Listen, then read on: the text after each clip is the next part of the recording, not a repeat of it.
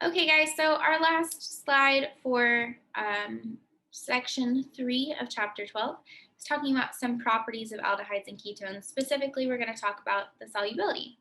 So, for aldehydes and ketones, if uh, it has pretty similar hydrogen bonding interactions to ethers. So, if you have less than four carbons, you're going to have a soluble molecule. So it will have enough um, parts of like the oxygen will be able to bond enough with the water through hydrogen bonding to interact and to solubilize that molecule. Having about 5 carbons means that it's slightly soluble.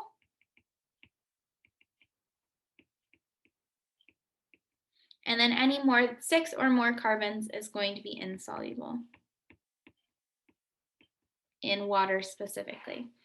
So let's look at those hydrogen bonds again, just as a review. So the oxygen here has 2 lone pairs. So each of those lone pairs is going to be able to hydrogen bond with 1 hydrogen from water. So we have 2 H bonding interactions. In this case, though, yes, the carbon here, this carbon here, is slightly positive. However, there are no hydrogens there to have a hydrogen bonding interaction with. So the oxygen in water doesn't have something to interact with in that carbon because it needs to have a hydrogen to hydrogen bond. So there are 2 hydrogen bonding interactions in ethers aldehydes and ketones.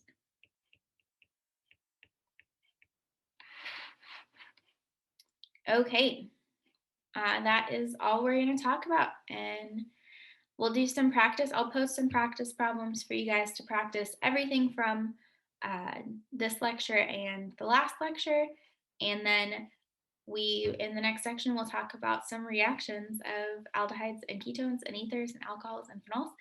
And that's where we're going to start getting a little exciting. So I am excited personally, and I will see you guys when we get there.